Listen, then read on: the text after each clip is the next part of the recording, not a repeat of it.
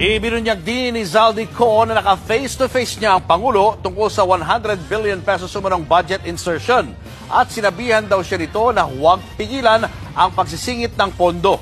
Nasa frontline na balitang yan si Camille Samonte.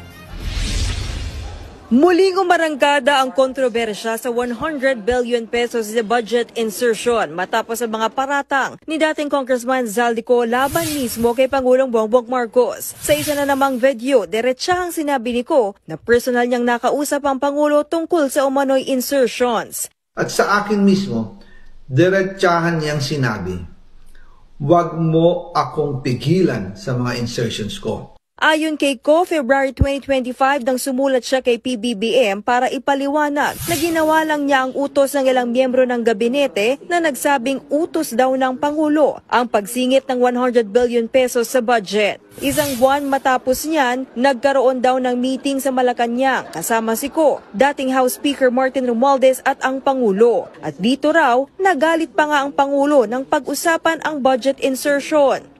Naging malinaw sa akin na siya mismo ang nag-utos kila Secretary Mina Pangandaman at Yusek Adrian Bersamin na ipasok ang 100 billion pesos worth of projects.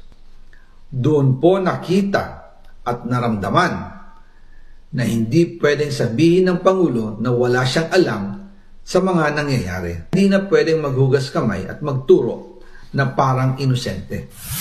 Si Justice Undersecretary Jojo Cadiz daw ang nag-ayos ng naturang meeting. Sa mga naunang video ni Ko, si Cadiz ang tinutukoy niyang bagman umano ng Pangulo sa umano'y 1 billion pesos na kickback. Ayon